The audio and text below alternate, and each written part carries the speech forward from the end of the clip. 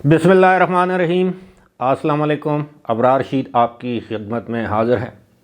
بانی P T I Imran Khan کی زندگی کو شدید خطرہ ہے، اور یہ خطرہ کس طرف سے ہے، یہ ایک بہت بڑا انکشاف سامنے آیا ہے جو اس کی تفصیلات آپ کے ساتھ شیئر کریں گے۔ لیکن اس سے پہلے دو مختصر خبریں۔ ایک تو یہ ہے کہ وہ اچھی خبر کہ آئی ایم ایف کا جو وفد ہے آج وہ اسلام آباد پہنچ رہا ہے، یعنی آج رات وہ کسی بھی وقت اسلام آباد پہنچ جائے گا، اور جو اگلا پیکج کی جو اگلی قسط ہے اس پر مذاکرات ہوں گے۔ اس کے بعد پھر یہ جو بورڈ کی جو میٹنگ ہے اس میں وہ ہوتا ہے جو ایگزیکٹو لیول کی، پھر اس کے یعنی تقریباً اپریل کے ہفتے کے یعنی اپریل کے مہینے میں 2-3 ہفتوں یعنی 12-15 اپریل تک یہ معاملات طے پا جانے کے امکانات ہیں۔ اور ابھی تک تو اچھی خبریں ہیں، باوجود اس کے کہ آپ جانتے ہیں کہ آئی ایم ایف کی امداد رکوانے کے لیے بھارت نے کیا کچھ نہیں کیا، پاکستان تحریک انصاف نے کیا کچھ نہیں کیا۔ اور اچھا ایک چیز ان لائٹر وین جسے کہتے ہیں، لائٹر موڈ آپ کے ساتھ شیئر کروں کہ عام طور پر جب آپ کھانا کھا چکے ہوتے ہیں، یعنی ظاہر ہے رمضان ہے، افطاری کی ہے، تو بعض اوقات ہم لوگ زیادہ ضرورت سے زیادہ کھا لیتے ہیں۔ خیر، تو اس دوران بعض اوقات میں نے دیکھا ہے کہ اکثر ہمارے جو یوٹیوبرز ہیں وہ جب اپنی ویڈیو بنا رہے ہوتے ہیں تو ان کو ڈکاریں شکاریں آ جاتی ہیں۔ تو امید ہے کوئی اگر ڈکار اس طرح کا کوئی معاملہ ہوا تو آپ درگزر فرمائیں گے، انسان ہیں تو یہ چیزیں ساتھ لگی رہتی ہیں۔ لیکن دیکھیں، دوسری خبر یہ ہے کہ ایک طویل عرصے کے بعد میاں نواز شریف کے صاحبزادے حسن اور حسین جو ہیں وہ اس وقت پاکستان پہنچ چکے ہیں۔ وہ آج ہی لاہور آئے ہیں۔ آپ کے علم میں ہوگا کہ نیب کی جانب سے کچھ مقدمات میں ان کے دائمی وارنٹ جو گرفتاری جاری کیے گئے تھے، کیونکہ وہ پاکستان میں تھے نہیں، نیب کے مقدمات یا پیشیوں پر پیش نہیں ہوتے تھے، لہٰذا وہ دائمی وارنٹ تھے۔ تقریباً 3 یا 4 روز پہلے وہ دائمی وارنٹ جو ہے وہ ختم کیے گئے، وارنٹ گرفتاری۔ اب ظاہر ہے وہ آئے ہیں تو وہ عدالت میں پیش ہوں گے، پھر اس کے بعد جس طرح جو بھی ہوا سامنے آ جائے گا، کیا ہونا ہے۔ لیکن یہ بھی ستم ظریفی دیکھیے کہ دوسری جانب جب عمران خان وزیر اعظم تھے تو ان کے بھی 2 صاحبزادے تھے، ان کے کوئی وارنٹ نہیں تھے، پاکستان آنے سے کوئی روک نہیں سکتا تھا، نہ ویزے کی ریکوائرمنٹ تھی، لیکن وہ شاید ان کے دور وزارت عظمیٰ میں میرا خیال ہے 1 مرتبہ شاید وہ آئے تھے، لیکن اس کے بعد نہ وہ آئے نہ عمران خان کو برطانیہ جانے دیا گیا۔ کیوں نہیں جانے دیا گیا یہ آپ اچھی طرح جانتے ہیں۔ تو بات ہو رہی تھی جناب عمران خان کی زندگی کو لاحق خطرات یا خطرے کی۔ آپ لوگ جانتے ہیں کہ عمران خان جس دن وزارت عظمیٰ سے الگ ہوئے، یعنی ان کی حکومت ختم ہوئی، اس کے بعد انہوں نے کوئی دن آرام نہیں کیا، تابڑ توڑ انہوں نے جلسے کیے، کوئی 65 یا 66 کے قریب انہوں نے ملک گیر جلسے کیے۔ اور جب جلسے ختم ہوئے، ہاں اس دوران ان پر وہ وزیر آباد کے قریب ایک قاتلانہ حملہ ہوا تھا، اور جس کی ہم مذمت کرتے ہیں۔ اور پھر اس کے بعد آپ نے دیکھا کہ جب وہ گھر بیٹھ گئے تو وہ روزانہ قوم سے خطاب کرتے تھے۔ یہ یوٹیوب جس طرح ہم لوگ اپنی ویڈیو بنا کے آپ کی خدمت میں پیش کرتے ہیں تو اس طرح وہ بھی کرتے تھے۔ تو آپ دیکھیے کہ رائٹ فرام سٹارٹ جب وہ حکومت سے الگ ہوتے ہیں تو وہ یہی کہتے ہیں کہ ان کی زندگی کو خطرہ ہے، ان کو جان سے مار دیا جائے گا۔ پھر ان پر قاتلانہ حملہ ہوا تو پھر ان کے ان خدشات کو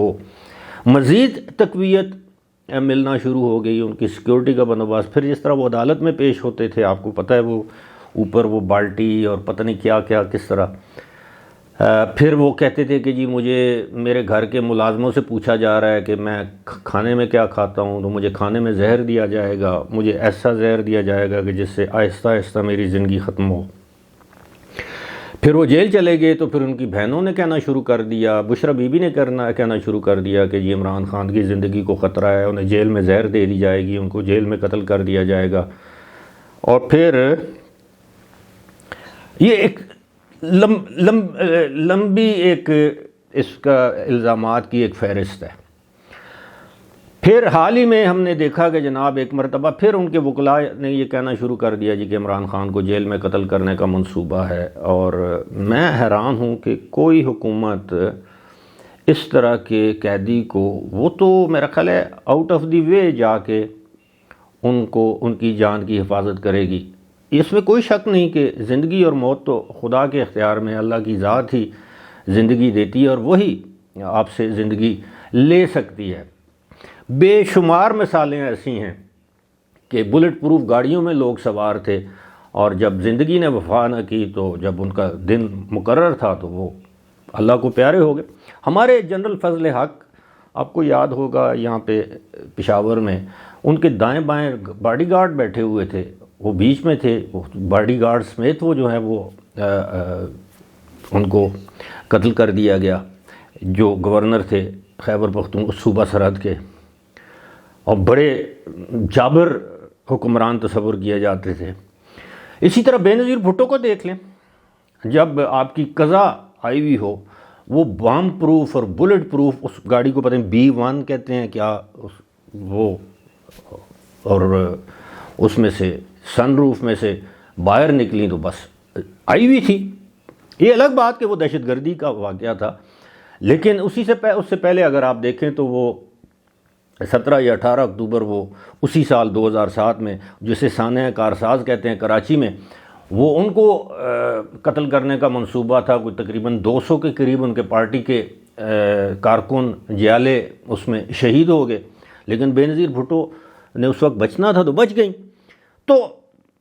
اسی طرح دنیا کے بڑے بڑے سیکیورٹی کے حصار میں جو لوگ ہیں وہ قتل کر دیے جاتے ہیں، اور جنہوں نے بچنا ہو رہا ہے، ہمارے بے شمار ایسے لوگ ہیں جن کی میں مثال دے سکتا ہوں، اللہ تعالیٰ ان کو سلامت رکھے۔ مولانا فضل الرحمان پر کتنے خودکش حملے ہوئے، لیکن ابھی تک اللہ تعالیٰ کی ذات ہے، ان کو محفوظ رکھا ہوا ہے۔ آفتاب احمد خان شیرپاؤ پر کتنے خودکش حملے ہوئے، ایک مرتبہ تو ان کے گاؤں کی مسجد میں عید کی نماز پڑھ رہے تھے، اس میں ہوا خودکش حملہ، بچ گئے۔ تو کہتے ہیں نا کہ مارنے والے سے بچانے والا جو ہے وہ بڑا ہے۔ تو اسی طرح عمران خان کے وکلاء نے آج ایک مرتبہ پھر بیرسٹر گوہر نے کہہ دیا کہ جناب عمران خان کی زندگی کو جیل میں خطرہ ہے۔ پتہ نہیں کس سے خطرہ ہے، ان کو بیٹھے بٹھائے خواب آتے ہیں، کس نے ان کو بتایا ہے؟ اب میں آپ کو اصل کہانی بتاتا ہوں، اصل معاملہ ہے کیا۔ وہ کہتے ہیں جی کہ جیل میں ان کی زندگی کو خطرہ ہے، ہمیں ملاقات نہیں کرنے دی۔ اچھا، اگر آپ کو ملاقات کرنے دی جائے تو ان کی زندگی کو اگر بقول آپ کے خطرہ ہے تو وہ خطرہ ٹل جائے گا۔ ان کی ملاقات کسی وجہ سے بند کی گئی ہے۔ اچھا، ایک چیز جو پہلی ویڈیو میں آپ کو بتانا شاید میں بھول گیا یا وقت کی قلت تھی، وہ یہ ہے کہ جناب حساس اداروں کو یہ اطلاعات ملی ہیں کہ جیل کے اندر، آپ کو پتہ ہے اسپیشل برانچ کے لوگ بھی ہوتے ہیں، جیل کا اپنا عملہ ہوتا ہے، اس کے علاوہ آئی بی کے لوگ ہوتے ہیں، دیگر ایجنسیز کے لوگ ہوتے ہیں جو جیل کے ارد گرد یہ ساری انٹیلیجنس گیدر کرتے ہیں۔ تو ان سب کا ایک قسم کا آپ یہ سمجھ لیں کہ ایک آڈٹ کیا جائے گا تمام لوگوں کا، کہ یہ اسپیشل برانچ والے لوگ، ان کا تعلق کس کس کے ساتھ ہے، یہ جو جیل کا عملہ ہے ان کے پاس موبائل کتنے ہیں، یعنی ان کی باڈی سرچ کی جائے گی، ان سے سارے ان کے گیجٹس لے لیے جائیں گے، دیکھیں گے کہ کس کا کس کے ساتھ رابطہ تھا، اس کا رابطہ کس کے ساتھ تھا۔ کوئی ایسا نیٹ ورک تو نہیں ہے جو کہ عمران خان کو باہر سے کوئی معلومات اندر پہنچا رہا ہے، اور اندر کی معلومات جو ہیں عمران خان جو کچھ ایسی چیزیں، ایسے پیغامات جو کہ جیل انتظامیہ کے سامنے ملاقات میں وہ نہیں کر سکتے تو وہ دے رہے ہیں۔ یہاں تک غیر مصدقہ، یہ مصدقہ بات میں نہیں کر رہا، لیکن غیر مصدقہ طور پر یہاں تک باتیں سننے میں آ رہی ہیں کہ شاید جیل کے عملے کی جانب سے کسی شخص نے عمران خان کو کوئی فون کی سہولت بھی دے رکھی ہے، وہ فون پہ میسج کر کے پھر اس کو فون دے دیتے ہیں، اس طرح کی بات ہے۔ میرے پاس نہ اس کا ثبوت ہے اور نہ میں اس خبر کو مصدقہ جانتا ہوں، لیکن اب وہ ظاہر ہے کسی نہ کسی جگہ کوئی نہ کوئی مخبر ہے۔ اب یہ دو ہفتے اس کو کارڈن کر کے اب نہ تو وہاں پہ جرنلسٹ کو اندر جانے دیا جائے گا، نہ اب یہ بھی آپ اندازہ کیجئے کہ کوئی وکیل کوئی پارٹی رہنما جب عمران خان سے مل کے آتا ہے تو باہر ایک میلہ لگ جاتا ہے میڈیا ٹاک کا، ایز ایف کہ جی یہ عمران خان کی میڈیا ٹاک ہے، کیونکہ ہر ایک یہی کہہ رہا ہے میں جو کہہ رہا ہوں وہ دراصل عمران خان کی زبان آپ سمجھیں، جتنے رہنما جتنے وکلاء مل کے آتے۔ تو اس چیز کو روکنا تھا کہ دیکھیں جیل مینیو میں جو جیل مینیو تو کھانے کا ہوتا ہے افطاری کے بعد کھانے والی بات یاد، یہ جو جیل مینول ہے اس کے مطابق کسی بھی سزا یافتہ، حوالاتی کے اور حقوق ہوتے ہیں، سزا یافتہ قیدی کے اور حقوق ہوتے ہیں، اور ان کے لیے باقاعدہ ملاقات کا ایک دن طے ہوتا ہے کہ جی اس دن وکلاء نے ملنا ہے، اس دن آپ کے لوائقین نے، آپ کے عزیزوں نے، رشتہ داروں نے ملنا ہے، کسی اور نے ملنا ہے تو وہ پہلے درخواست دیتا ہے، اس پر پھر اجازت ہو تو آپ مل سکتے ہیں، ایسا تو نہیں ہے کہ روزانہ کی بنیاد پر آپ ملیں۔ تو اب اس چیز پر یہ سختی کی گئی ہے انتظامیہ کی جانب سے کہ جناب ایسا نہیں ہے کہ آپ اس طرح اندر زندگی گزار رہے ہیں کہ جیسے کوئی بہت بڑا سیاسی انقلابی رہنما اندر ہے اور وہ باہر اپنے انقلابیوں کو روزانہ کی بنیاد پر میسیجز دے رہا ہے کہ آپ یہ ٹرینڈ چلائیں، آج اس کے خلاف بیان دیں، آپ اس کے خلاف پریس کانفرنس کریں، آج اس کی پگڑی اچھالیں، آج مریم نواز شریف پر الزام لگا دیں کہ اس نے فلاں کو قتل کروانے کی سازش کی ہے، فلاں کے قتل میں یہ ملوث تھی، آج محسن نقوی کے بارے میں یہ بیان دیں، آج فلاں کے بارے مطلب جو ان کا طریقہ کار ہے۔ تو اس کے لیے وہ یہ سب کچھ ہونا تھا، اور اس کے ذمہ دار کون ہیں؟ عمران خان اور ان کی سیاسی جماعت، اور خاص طور پر ان کے وکلاء۔ دیکھیں آج بھی پی ٹی آئی میں جو سینر ایلیمنٹ جنہیں کہتے ہیں وہ اس کو تقدیر کا لکھا کہہ لیں یا اس کو مصلحت کہہ لیں، وہ خاموش ہیں۔ میں کسی کا نام لے کے میں نہیں بات کرنا چاہتا، لیکن آج بھی وہ لوگ جو اس طرح کی مغلظات بک رہے ہیں، جو اس طرح کے الزامات لگا رہے ہیں، جو عمران خان کے بیانیوں کو لے کر آگے بڑھ رہے ہیں، وہ در حقیقت عمران خان کے دوست نہیں ہیں بلکہ دشمن ہیں۔ اس سے ان کی اور عمران خان کی مشکلات میں دن بدن اضافہ